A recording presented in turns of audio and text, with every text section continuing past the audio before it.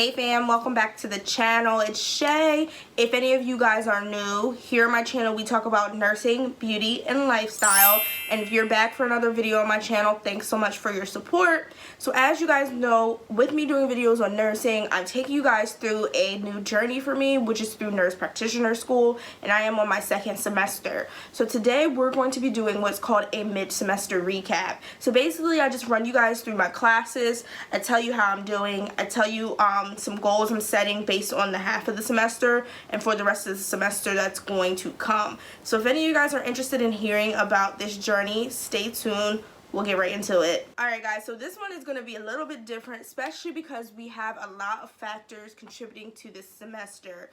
If it is not already in your brain, I'm pretty sure most of you guys already know we're dealing with this coronavirus COVID-19, and it is affecting me in so many ways that I thought it wouldn't. I'm already a healthcare provider or a healthcare worker, so it's affecting me at work. I can do a whole updates video for you guys when some of this kind of blows over, but it's also affecting my school life. So let's just talk about the semester first, and then I'll tell you guys what my university is doing and how I'm feeling about it. So if any of you guys don't know, it's my second semester of nurse practitioner school, and I'm taking two classes. I'm taking advanced pharmacology, and I'm also taking healthcare systems. So let's talk about pharmacology first. So guys, oh my gosh. You guys know I was like a nervous wreck when I talked to you guys about like my goals for the semester and everything about going into this class.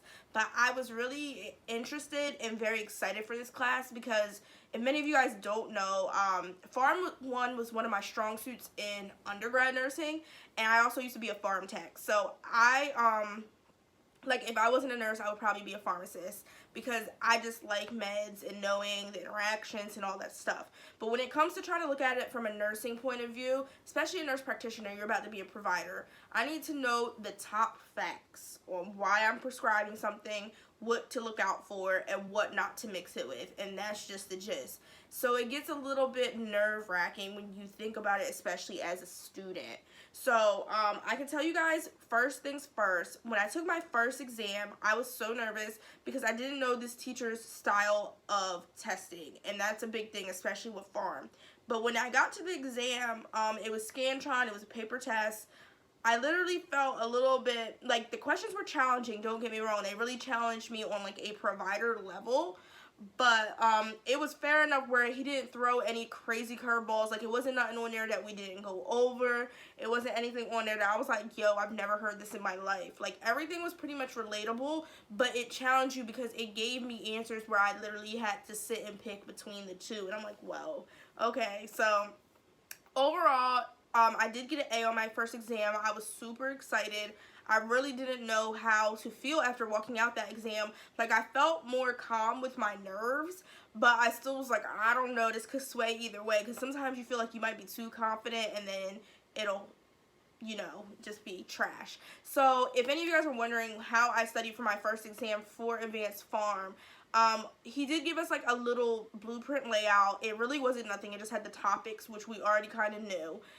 He gave us some meds that he really was going to target, but it's not just like, oh, what is the med for? Like, advanced pharm is, what is the med for? How is it broken down? How is it excreted? What systems does it affect? Who are you not going to give it to? Who do you give it to? Who do you, what symptoms do you watch out for? Or what symptoms do you tell the patient to watch out for when you give them this? And patient education. So it's a lot more in-depth than just regular nursing pharm. But I used, Quizlet. What I did was I put the meds in, I put the different sections in, like interactions, black box warnings. Black box warnings are so important in nurse practitioner school, so just pay attention to them.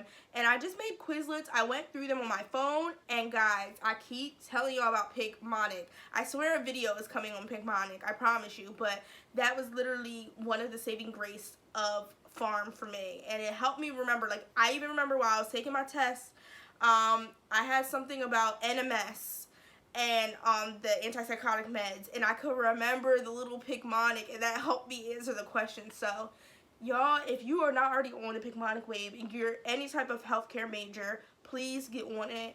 I know I have a code down in the description box to save you a little bit of money on it. So let's go into healthcare systems.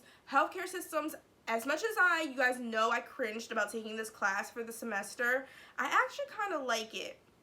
My professor's super chill. She's not out of the way with the class. She's not over extra with the class. It's no way in any shape or form political, which I was afraid it was going to be, and I really wasn't for that. But it's just literally talking about the problems with our healthcare system in America and how we compare to other countries, things with insurance, things with like how hospitals pay out, long-term care facilities pay out, even it's just a lot of information that's very important.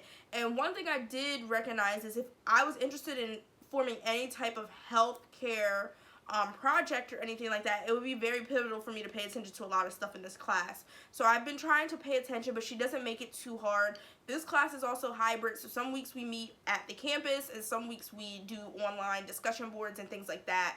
As much as I hate discussion boards, it hasn't been all that too crazy, and we just had our exam and our paper. Now, I can tell you guys, this is where nursing school gets tricky. But like I said, this is where nursing school gets tricky. When you have exams on the same week, especially when you have like a big class like pharm, and then you have this class, health care systems. I'm not saying like it's not important or anything like that. I'm just saying, y'all know, I was worried about pharm a lot more. So when I ran into that issue, I was studying a lot for pharm, and I was really neglecting healthcare systems. I won't even lie to you guys, despite me thinking I'm like the smartest gem in the bucket, I studied for that exam the night before and I did get a B on it. And I can't complain. Like, I kind of was a little shook when I got my grade at the end because it was online.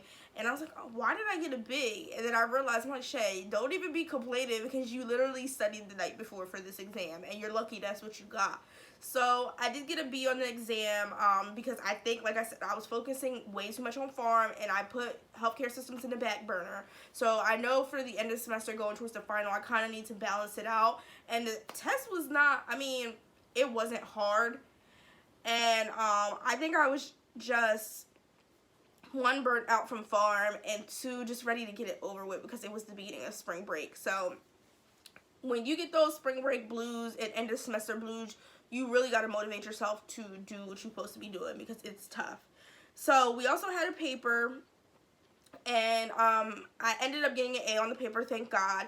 But I can tell you guys, this is one of the papers that I've wrote the fastest and I wrote the quickest because I've been having a lot of issues. Like, I've had family issues and just issues. I was not in the state for a week in the month, and it just was very stressful. So the stress in which I wrote this paper under either made it a really good paper or it would have made it a really bad paper, and I think it made it pretty decent to the point where I got an A, so I was happy about that.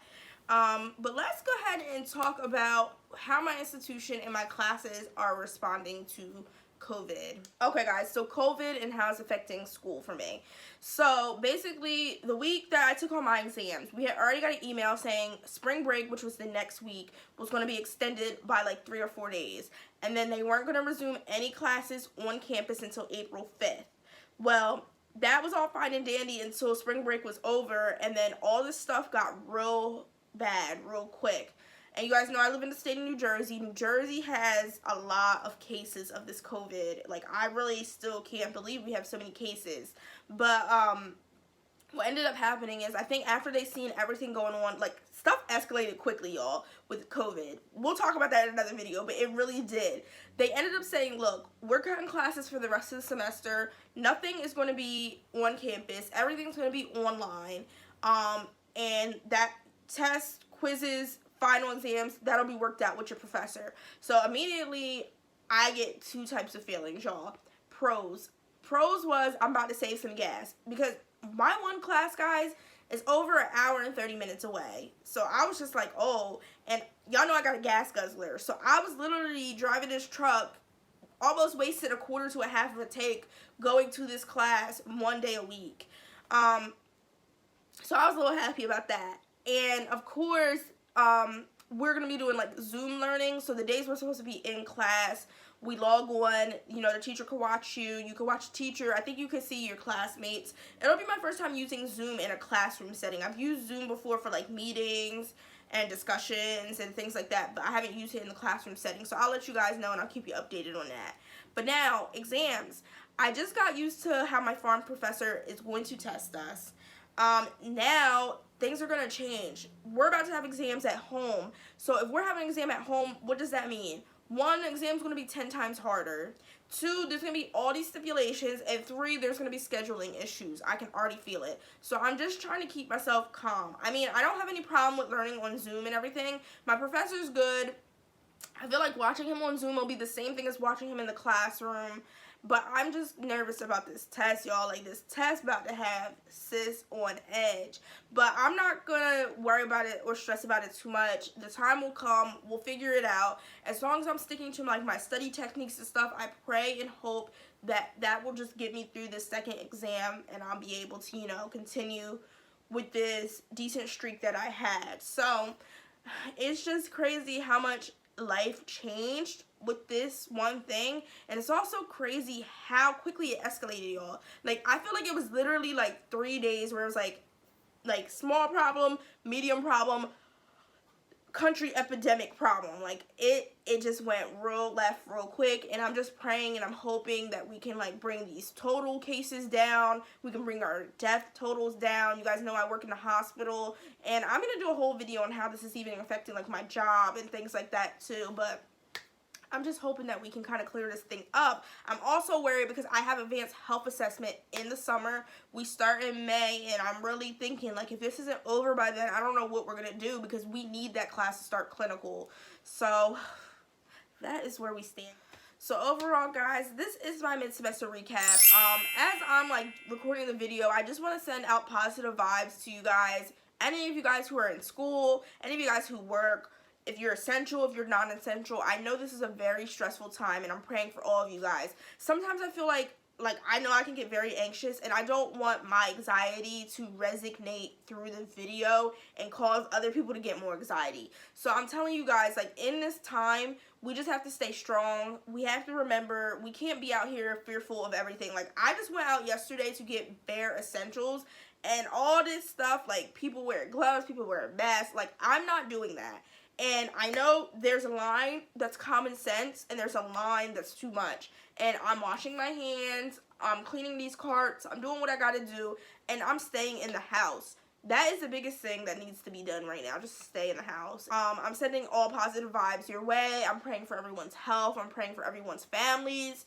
Pray for everyone's children's, grandparents, parents. It's tough, y'all, but we're going to get through this, and hopefully it will be done soon and quickly so we all can return back to everyday life the way it was. And just now we kind of learn to appreciate stuff we used to just, you know. But anywho, I will see you guys in my next upload. Thanks so much for tuning in for this mid-semester recap. If any of you guys are in school, tell me how COVID is changing your semester. I want to know what's going on everywhere else, especially if you live outside of New Jersey. Please comment down below, and I will see you guys in the next upload.